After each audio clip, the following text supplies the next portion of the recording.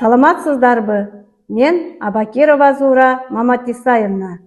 Өзгөн районунун Тагай-Асранов атындагы инновациялык орто мектебинин география мугалими болуп эмгектенем. Бүгүнкү күндө сабагымда балдарды билимге, билгечтикке, көндүмгө тарбияладым. Сабагымды предметтик стандарттын талабына ылайык түздүм. Сабагымдын темасы Талас облусу. Сабагымдын максатына ылайык Талас облусунун экономикалык абалын талдап, изилдеп, ойлорун айтып беришти. Сабагымды жагымдуу маанай түзүүдө манас айтуудан баштадым. Окуучуларымдын логикалык аң сезимин ойготуу максатында Wordpal платформасын колдонуп, тесттик иш аткарып, жаңы теманы ачууга өбөлгө түздүм.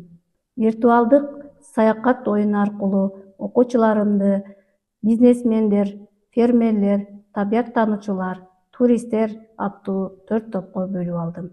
Сабагымда Сингапур методунун 5-5 усулун колдонуп, окуучуларга тапшырма берип, окуучулар маалыматты бири-бирине жеткирип, талдап, изилдөө иштерин жүргүзүштү.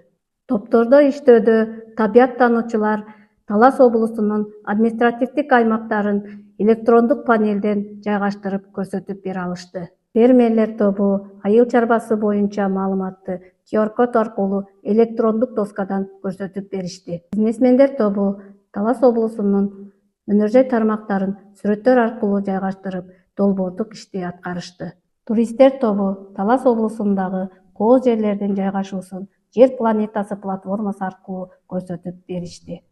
Ар бир айтылган тапшырмага окуучулар туура, так аткара албаган учурда окуучунун аң сезимин ойготуп, багыт берип турдум. Баалоо баракчасы аркылуу жыйынтыкталып, бүгүнкү сабагым өз максатына жетти. Көңүл бурганыңыздарга чоң рахмат.